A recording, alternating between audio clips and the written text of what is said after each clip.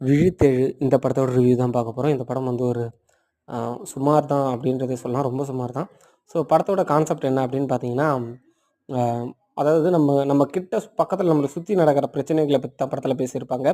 அதாவது ஆன்லைன் மோசடி இத பத்தி தான். ஆன்லைன்ல எப்படி எப்படிலாம் இப்ப கரண்ட்டா மோசடி பண்ணிட்டு இருக்காங்களோ, அத பத்தி அப்பட்டமா சொல்லிட்டு இருப்பாங்க ஃபர்ஸ்ட் ஹாஃப்ல.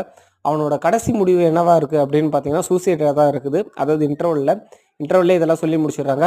யார்ரா இந்த ஆன்லைன்ல இவ்வளோ விஷயம் பண்ணது அப்படின்ட்டு பார்க்கும்போது, இவங்க எல்லாம் ஒரே காலேஜில படிச்சவங்க, ஒரு ஸ்டூடெண்ட் தான்.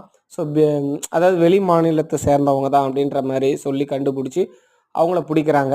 ஸோ இதுதாங்க படத்தோட கான்செப்ட். ஸோ படம் பார்க்குறவங்க பாருங்க. பார்க்காதவங்க அதாவது இந்த படத்த பார்க்காதவங்க தாராளமா விட்டுட்டு போயிடலாம். ஸோ அந்த அளவுக்கு தான் படம். ஸோ படத்த ஒரு ஸ்மால் பட்ஜெட்ல தான் எடுத்திருக்காங்க அப்படின்றது தெரிஞ்சுக்கலாம். இது தமிழ்ல வந்திருக்கு.